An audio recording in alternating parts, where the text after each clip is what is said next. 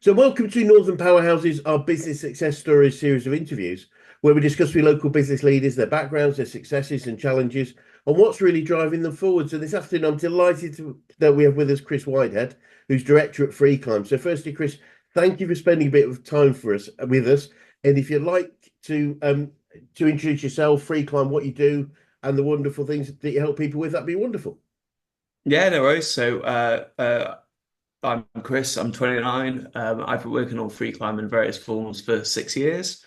And we opened our first site in 2019 and our second site in 2023. And yes, it's an emerging chain of dedicated bouldering centres. So bouldering being one of the emerging most popular forms of climbing. Brilliant. And just for anyone if we were to say I'm familiar with climbing walls that go up quite a long way, but bouldering, what's the difference between bouldering and sort of climbing centres that may have existed already?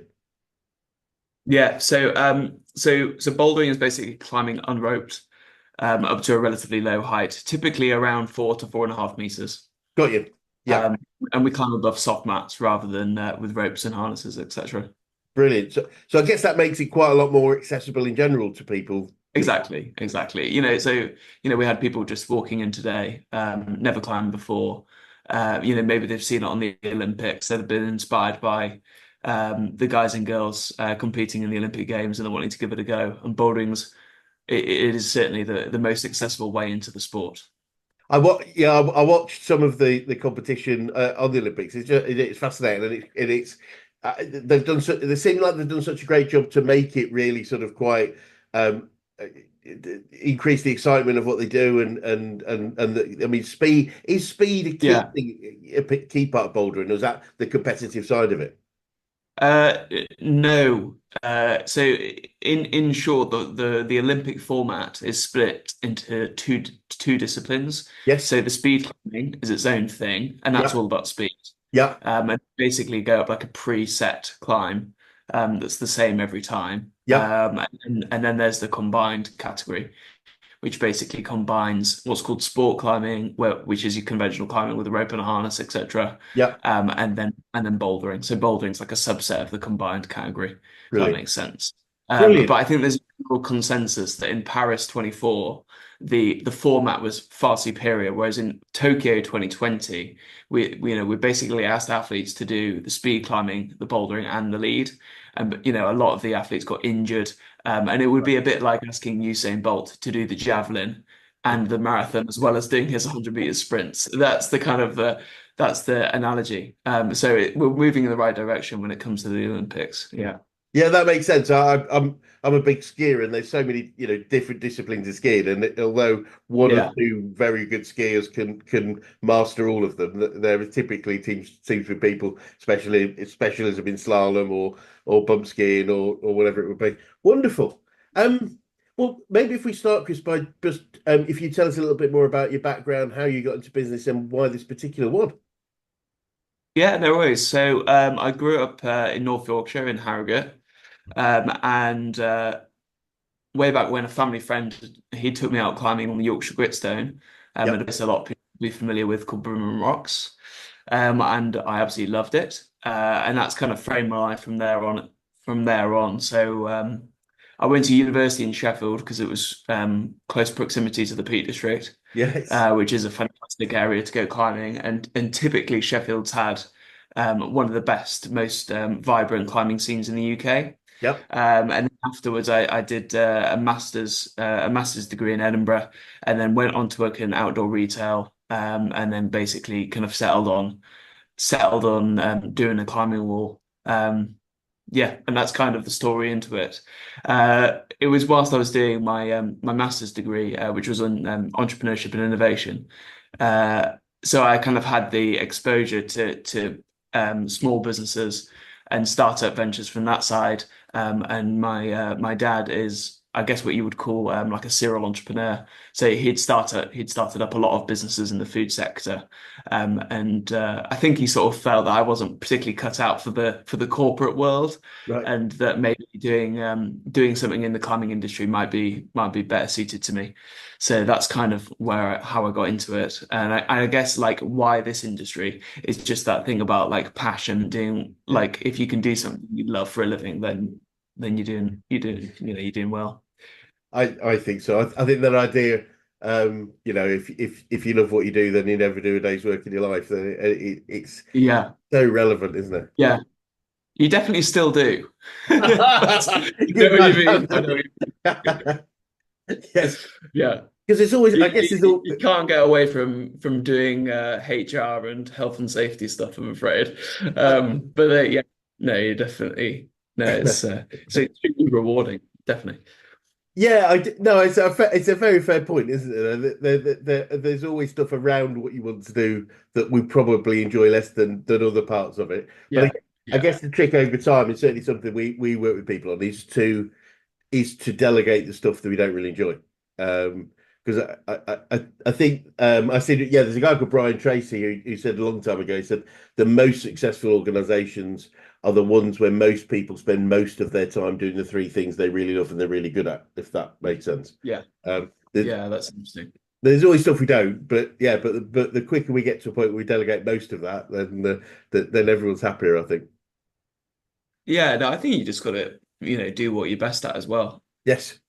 So You know, I mean, going back to your childhood, is that when you were growing up, is this what you foresaw yourself doing, or did you have any other plans? Not particularly. So I started climbing when I was around 14. Right. And the very kind of the idea of maybe opening the climbing wall wasn't even floated until I was maybe 22, 23. Yeah. So I definitely didn't know what I wanted to do. All I know is that I really, really wanted to climb as much as I possibly could. So I was kind of framing any kind of career aspirations around that. But I think overall, there's probably a bit too much pressure placed on young people to know exactly what they want to Yeah. do from quite a formative age. Um, and I know I definitely didn't. And I think, careers, that you can always chop and change what you want to do in Yeah. life. There's no reason why you can't, slightly reinvent yourself when you're a bit older. Completely agree. I think everything you just said, I can totally agree. I think we do put pressure on ourselves to know, and Yeah, it's yeah. I think it's just give ourselves time, isn't it? And I think it's really cool just to enjoy what you're doing right now and not worry yeah, about whether or not that becomes something in the future. yeah, yeah. And that's a really interesting point about being contented with how you're performing currently. Um, yeah, but I think in some ways that kind of endless desire to improve and do better probably is why some people do really well. Yes. Yeah, I Yeah, think it's that being having a level of dissatisfaction yeah, is what often drives people forward. But I think yeah, ultimately I think ultimately it's important to have an I to get to a point where you do feel satisfied because otherwise that would be yes. um yeah a bit disappointing. I do This is remember, funnily enough, a friend of mine is an international speaker on business and a couple of other things, and he told me that he was in New Zealand many years ago, and he was speaking to the first guy that climbed Everest with two artificial limbs by coincidence. Hmm. And he said to him, he said, what did it feel like when you got to the top? And he said, well, there was 2 or 3 minutes of absolute elation. Obviously, made it. I'm a record, I made it up anyway. I'm a record holder and Hmm. various other things. And then he said, what's next? And Yeah, I did think, having heard that story, that perhaps you could make it last a bit longer than 2 or 3 minutes. I appreciate yeah, at the top you don't get much time, but it's like surely it's a great thing to be able to enjoy things and say, right, I'm there, if that makes sense. yeah, yeah. No, I can see it from both sides. I know, with my own personal climbing journey, that the more you do, that kind of that feeling of satisfaction is like diminishing returns. Right. And that's maybe the same in business, really. I Yeah, don't know how long do you live off that, the bounce of a good quarter or a good year or whatever. yes. Yeah. Well, one thing we do in working with business owners, entrepreneurs, is that most people working in business, we do find they focus a lot more on what's yet to be achieved than what has been achieved, and Mm, we do mm, get people to celebrate a bit more for themselves and for the teams, because without celebration, because for me, celebration of what we've achieved builds a level of resilience, or helps to build a level of resilience, that we're yeah. teaching ourselves that we are achieving things, whereas it's easy to get into a habit of thinking that we're not. If that makes any sense. Mm, mm. So looking at your own career so far, and how you've grown Freeklime itself, what are some of the biggest issues that you've had to overcome, Chris? I'd say so we opened late 2019, so just before, Right. 3 or 4 months. I think it was about 4 to 5 months before the first lockdown. Yes. So kind of managing cash flow, keeping up morale, including my own, was a challenge during COVID, and a lot of the kind of unknowns about whether people would come back. Yes. And then there's the challenges that any business would face about developing enough new trialists, retaining customers and retaining good people, things Yep. like that. Yeah. I, Um, and also I think like retaining that kind of like customer first, very personable culture as we grow the business.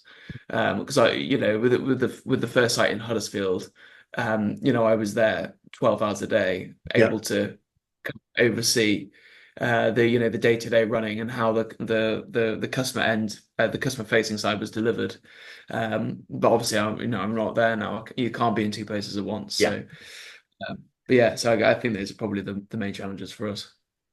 No, that makes perfect sense. I remember a long time ago, in fact, when I was training as a business coach, one of the guys on the course with me, he'd been coached by somebody who was Mm, actually starting to become a coach. But one of the things that he was encouraged to do was I think he had a butchery business and was encouraged to create a second site, to start another outlet, because it's creating a necessity to start to build yeah. things that work without you, because you can't be there if you're not there. Clearly, things need to work without you. Yeah, no, absolutely. And having the right people that you can Yeah. trust to run that site in your image Yes. is the key. So what I tend to do at the minute is I spent 2 or 3 years in Huddersfield, working with our centre manager there, and now he's able to run that site autonomously, Great. with a good team of his own. And then I've been here for 18 months in York, kind of getting the team well established here, and now I think they've got a really nice scene, really nice culture. Customers love it, all that sort of stuff, and it seems to be running well. Operationally, pretty sound, all those sorts of things. And hopefully we can look at the doing a third site and me investing my time elsewhere, basically. Brilliant. Brilliant. So, whether it's from the challenges or the successes that you've had, what are the biggest learnings you've had about running and growing a business? So I think the first one is the amount that you need to put in if you want like a tangible reward out of it. And that typically comes in the amount of like energy and time, but also like financial resource that you want to put into it if you want to get something. Um, if you want to kind of like draw some real success from something, then you got to put in. Another one is about when you get home, that thing about trying to disconnect a little bit from work. Um, when you're employed versus self-employed, it's much harder to Yes. disconnect from work when you get home. And it is the first thing you think about when you get up in the morning, and Yes. the last thing Yes. you think about when you go to bed. I'm still pretty poor at checking emails at 10 p.m. and all that sort of stuff. And when you get that email late on at night, not just knee-jerk reacting and replying straight Yes. away, and just little things like that. You don't reply, you don't come up with your best stuff at 10:30. No. That. And no one's looking for you to respond. In all honesty, that's Yeah. it's and as you say, you don't come with the best stuff. It's best to be in the right place. And yeah, I was taught a long time ago, and it helped me was this idea of changing my state. So it's literally as I open the door to home, who do I need to be? I've been Yeah. I've been the business owner and business leader today, but now who do I need to be as I get in at home? And yeah, it's being the best at that as well as being the best at running the business. I think is was really really key. Yeah, no, that's an interesting point. Oh, yeah, my wife might have had a tough day at work, and I need to fit, move into supportive husband mode, if you like. Absolutely, and it's that change of Yeah. state, isn't it? It is, I need to be the best husband, partner, father, son, whoever Mm, it is. I mm. need to be right now, and try to be that best person. It was something that helped me a lot because it's difficult, as you said, it can be difficult, um, because yeah, our partners have their challenges too, and if overlaying, being the person that's always got the challenge is not always the greatest person to be. Yeah, yeah, maybe a little bit self-indulgent, I guess. Can be, I guess. Yeah, and Yeah. you probably were. I think you were, Chris. We're a business coaching organisation, and I'm keen to know the best coaches you've worked with, whether that's business, sport, or life in general. Who's had the biggest influence on you? Yeah, no, so I was reflecting on this one. So all of my climbing was essentially self-taught. I had a Right, couple of mentors. Climbing's quite a unique thing, where up until recently the kind of coaching and training thing right. hasn't been hugely prevalent. So you basically got into climbing 10 or 15 years ago with mentors. So I had a couple of mentors, but I'd say into when it comes to, I think in the context of business, the coach or mentor I've had is my dad. So whether that be his kind of empathy about working a 12-hour shift, Yeah, or his he's able to kind of contextualize, if you've had a bad day, you can always put things into context, and he's fantastic for advice when you've had a negative brilliant. experience, whatever it might be. Wonderful. Um, I still run pretty much everything by him. Yeah. Yes, it's always good to have a sounding board, isn't it? Just someone that you can run things by, someone that understands, Yeah. and someone that listens and hopefully gives some sound advice. Um, Yeah. What absolutely wonderful. And whether it's from your dad or anywhere else, do you find yourself using any favorite quotes or sayings about business in general, about success? Yeah, no, I don't have any like sayings that pertain to business particularly. But I like one that me and my climbing friends use, which is that climbing is 99% failure. For us it Wow. is as well. Anyway, so and it's kind of it's that having that mindset that you always learn more from your mistakes, and you spend a lot more time falling off, and thinking about why you fell off, for example, Yes, than succeeding. Yeah. that's So it. I guess you could apply that to everyday life, or to business if you wanted to. Yeah. I think you absolutely can. In fact, our founder, a guy called Brad Triggers, is a very successful guy.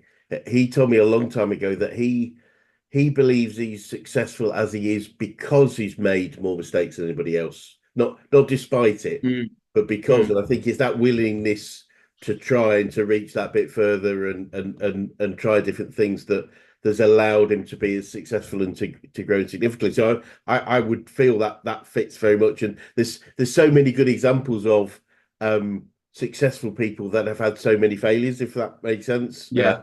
Yeah. Yeah. There's great stories around people. Well, and there's great stories in sport. People like Michael Jordan talks about how many failures he's had, how many times Yeah. he's missed the winning shot, but Yeah.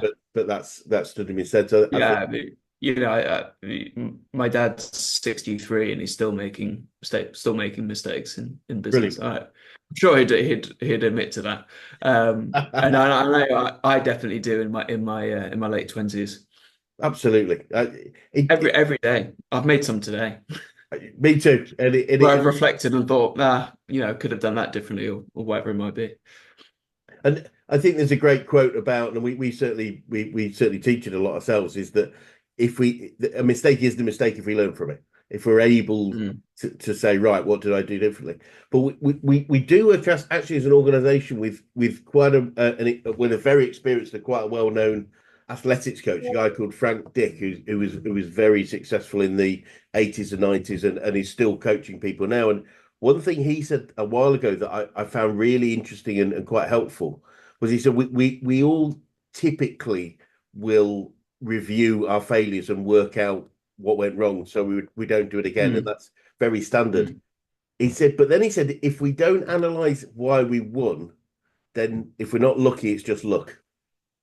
mm, And I found that really interesting that it's important to analyze success as much as failure, if that makes sense. mm, mm. So, Chris, I'm keen to know what you've learned about yourself throughout your journey so far. Uh, that's an interesting question. So I think I've got kind of stronger mental fortitude than I realized I did have. Um, doing this, doing particularly since we did the two sites, but also with the first site, things happen, whether it be in the kind of in the construction phase, things happen on a construction site that are just terrible news all the time. Um, things fell through. With the second place, we didn't get planning on the first time. With both places, the planning process took it in excess of 12 months. Um, you incur you incur costs where you don't Yeah. expect it, all that sort of thing. And then we opened, and then we had COVID and all that sort of stuff. So I think that's kind of like developed my mental fortitude, and I've never really like struggled with any kind of like long-term stress or anything like that. So I feel one pretty lucky Brilliant. that I've never had to deal with any kind of like long-term stress. I don't know whether I've just become like a bit immune to it because of being exposed to it quite a lot. And I've reflected as well whether that's because of like going climbing a lot and being in naturally quite dangerous positions at times, or whether you become um, a bit kind of hardened to severe stress. I don't know. Yeah. Um, a couple of the things I've learned about myself. In a kind of in the kind of climbing coaching realm, I really love working with new climbers in particular, and actually climbers of all abilities, and all ages as well. I've coached from 4 to 84, Oh, believe it wow. or not. Yeah, yeah, yeah. So you can, we do really get all ages and abilities, and that's it's extremely rewarding. And Yes. we get kids from disadvantaged backgrounds, the Sen community, a bit of everything really. So that's nice. And then internally, like developing people, that's great. It's really nice to see people like grow in confidence and Yes. feel like they can be themselves and things like that. Wonderful. Because we've cultivated the right culture and Yes. things. Yeah. Brilliant. Brilliant. And so looking forward, Chris, what does the future look like for you guys, and what challenges do you think you might face, if any? There will definitely be challenges. Future for us looks like hopefully we'll be opening. We want to open 5 sites before the end of the decade, including the two we've already got. Great. Uh, so yeah, 5 sites by 2030, um, and making sure we get the correct ones so that they're well. Look, for us, location is really really key, Yes. and kind of because of that, finding appropriate buildings that also meet the kind of size specifications that we have, and size and height and area, is really quite challenging. Yes. We're also getting the emergence of more kind of like venture capital in the industry, and the bigger boys, we can't compete with them in terms of their financial resource and other resources that they've got at their disposal. So for us, it's just about occupying like little niches, and looking for the next Huddersfield, for example. I don't think we'll be popping up in London or Sheffield anytime soon. Yes. But and then yeah, challenges will be the availability of buildings, um, and kind of competition essentially. Yeah. Um, One other issue increasingly is the cost of all the raw materials. So obviously climbing walls predominantly come from wood and Yeah. steel, and plastic, which are all becoming extremely expensive. Um, yeah, so that's gonna be interesting moving forward. Um, yeah. I don't think I've got anything else there. Sorry, I've used a bit of the language there, Chris. To No, apologise. it's all good. Yeah, I mean that has been a big issue, hasn't it? Just across the board. I work with a couple of joinery businesses. I know just getting wood, the value cost Yeah, of wood has gone doubled and trebled, hasn't it? yeah, yeah, yeah, Certainly post COVID period. I don't know where we are, where we are now, but it is quite significant, and those costs yeah, have to be passed on. So if they're not yeah, passed on, then obviously they're just going to erode our profitability, which I think you mentioned at the yeah. start. The key thing is running a profitable, successful business, not just running a business, I guess is key. Mm, mm. Yeah, just like one example is so with the climbing holds, they're made out of thermosetting plastics. Yes, We just there's a de facto 25% price increase every year at the minute with those, and that's uh partly the price of the raw materials, but there's probably also some supply and demand there. That yes, basically the number of companies manufacturing holds, climbing walls, etc., is being outstripped by the number of operators, which is right. also it's also causing huge delays in our supply chain. So it's taken 6 to 12 months for orders to come through. So you order now, planning for today, and then it doesn't arrive until 12 months down the line. Oh wow, That is at the kind of at the extreme end, but these are all things that you're kind of yeah. contending with. And they're not. I guess they're not. Yeah, I guess there weren't things you necessarily expected when you started that these things might take that long. No, no, and they weren't an issue 5 years ago. Right, Uh, yeah, no, and obviously 5 years ago, we opened up just kind of pre-Brexit. right, So now the orders are taking 3 to 6 months. I remember, when we opened, you could get things like the climbing shoes that we rent out to people. You could get those next working day from Spain. right. Yeah, And yeah, and I'm sure that's changed. it has. Yeah. And Chris, what would you say to anyone who's thinking of going to business right now? Um, Go for it. It's brilliant, isn't it? Yeah, You're prepared to work bloody hard.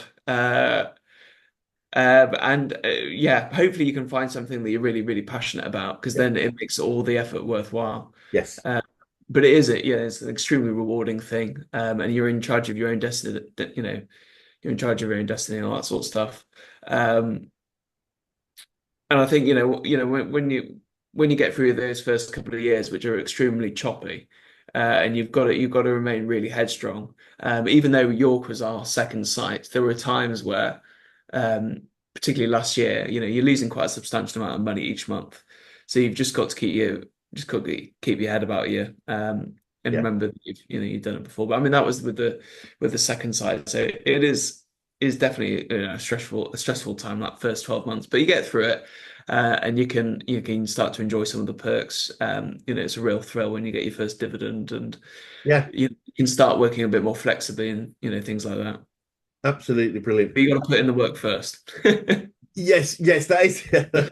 Yeah, I was told a long time ago when I joined this business. It's a franchise business, but I remember the guy that it's still one of my best friends now, and he said, "Look, you can." He said, "Chris, you can do this business. Like, let's get it right, hard, easy, or easy, hard, and mm, you choose that." And I thought that was a great way of looking at it. You can work hard, it becomes easier, or you can take it easy and it gets harder and harder. So I think I tried a bit of both personally, if I'm honest, looking back. And, yeah. and Chris, looking back on your own business, is there anything significant you do differently if you could or would? Um, yeah, potentially. I think the first thing to say is that hindsight's a wonderful thing, isn't it? Yes, I So totally agree. it's always looking back and saying, "Oh, I wish I'd done that differently." Oh, it's so easy to say when you know how it's turned out. Absolutely. I don't think so personally. Great. I think Huddersfield and York have turned out to be really, really good locations. Um, in York, one thing I'd have changed is we're a little bit far out potentially. Right. So for some living in the city centre and attracting some of the student population, that can be a challenge. But Yep. actually, where you get challenged as an opportunity, so there's plenty of nice populations around the north side of the city that we're Yep. we're attracting as a consequence of where we are. And I don't think it's going to be a limiting factor for us is the location. Great. Whereabouts are if you you were roughly? to, we're at Clifton Moor. Oh, Clifton I Moor. don't know Okay. if you, Oh, yeah. yeah, but yeah, not far from the ring road. Yes. No, we've had offices there, funnily enough. I know that area Yeah, is there's quite a big population there, isn't there? And yeah, yeah. I can understand that point because I don't think there's not a park and ride specifically there, is there? It's Mm. they're in different places. And well, Chris, look, finally, what would be the best advice you could give an 18-year-old you if you could go back in time and do so, would you say? So first one is don't waste your money on things you don't need. Right. I'd have saved up for my house deposit. Um, uh, I'd have said and get your climbing qualifications whilst you're young. Um, don't because there's loads of climbing qualifications I wish I had, Right. but I don't really have the time anymore. So I wish when I was a teen and in my early 20s at university that I'd dedicated some time to getting some of those. But I think I was too busy doing things that young people like to do. Um, and then maybe something about kind of don't try and be someone you're not. I was a bit of a I should have embraced being a kind of a climate type at a younger age, maybe. Why not? I couldn't agree more. In fact, I was going to say somebody said a little while ago, which I love, was a quote when I was doing one of these interviews was "Be yourself because everyone else is taken," which Yeah. I think is a great way of looking at it. It's like why would we want to be anything other than us? But I guess and I would speak personal experience as well. Is yeah, it's there is it's easy to question whether or not we are, we're good enough. I guess. Mhm. But we're good Mm. enough at doing the things that we love. There was one thing I think I forgot to mention about advice to any kind of like prospective entrepreneurs, and Yes. that would be to really understand like the cogs of the business. Yeah. So here I can, if you have an absentee or whatever you do, you should always be able to do a job that you ask of someone else. So whether that Yeah. be cleaning the bogs, um, coaching some young children on a kids party, whatever it might be, you need to be able to do that yourself. Um, so I spent the first like 6 months of when we opened Huddersfield really kind of understanding all of the kind of operational side. Um, yeah, That, I think that was worth bearing in mind. that makes absolute sense. Well, Chris, it's been really fascinating talking to you now, and I think there's a real gold in the things that you said. And for anyone that's watching that would like to get in touch with you or are interested in coming to Freeklime, what's the best way of making contact? Yeah, no worries. So we're on Instagram. It's at freeclimb_York or at freeclimb for the Huddersfield site.